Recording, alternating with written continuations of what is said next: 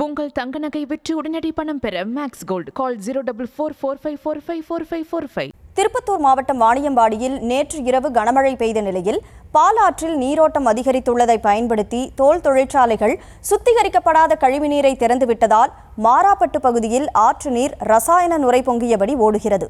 இது தொடர்பான முழு விவரங்களோடு செய்தியாளர் நாகராஜ் இணைப்பில் இருக்கிறார். நாகராஜ், வணக்கம். கூடுதல் விவரம் என்ன? நிச்சயமாக கனிமொழி, வாணியம்பாடி மற்றும் ஆம்பூர் அருகே தொடர் மழையை பயன்படுத்தி பாலாற்றில் திறந்து விட்டப்பட்ட தோல் கழிவினார் துர்நாற்றுடன் நூறு பொங்கி ஓடும் பாலாறு திருப்பத்தூர் மாவட்டம் வாணியம்பாடி மற்றும் ஆம்பூரில் நேற்று இரவு சுமார் 2 மணி நேரத்துக்கு மேலாக தொடர்ந்து கனமழை பெய்து வந்த நிலையில் பாலாற்றில் நீர்வரத்து அதிகரித்துள்ளது. இதனை பயன்படுத்தி வாணியம்பாடியில் உள்ள சில தோல் தொழிற்சாலைகள் தோல் கழிவு நீரை பொது சுத்திகரிப்பு நிலையத்திற்கு அனுப்பாமல் நேரடியாக பாலாற்றில் திறந்து விடுவதால் ஆம்பூர் அருகே உள்ள மாராப்பட்டு பகுதியில் பாலாறை நுரைப்பொங்கு ஓடுகிறது.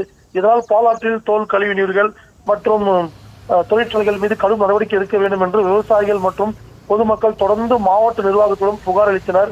புகார் அளித்த நிலையிலும் பாலாற்றில் தோல் கழிவுகள் கலப்பதை தொடர்கதையாக வருவதும், மேலும் பாலாற்றில் இறைச்சி கழிவுகளையும் கொட்டுவதால் பாலாற்று துர்நாற்றுடன் ஓடுவதாகவும், பாலாற்றில் உள்ள நீர்த்தடி நீர்மட்டம் கால்நடைகள் கூட குடிக்க முடியாத அளவிற்கு மிகவும் மாசடைந்து வருவதாக விவசாயிகள் நிலையங்களும் இதனால் மிகுந்த பாதிப்படைவதாகவும் தெரிவித்தனர். இதை குறித்து மாவட்ட நிர்வாகம் உடனடியாக சுற்றுச்சூழல் அதிகாரிகளும் ரத்தனம் காட்டாமல் பாலாற்றில் தோல் கழிவுகளை கலக்கும் தொழிற்சாலைகள் மீது கடும் நடவடிக்கை எடுக்க வேண்டும் என்றும் விவசாயிகள் கோரிக்கை வைத்துள்ளனர். கனிமொழி,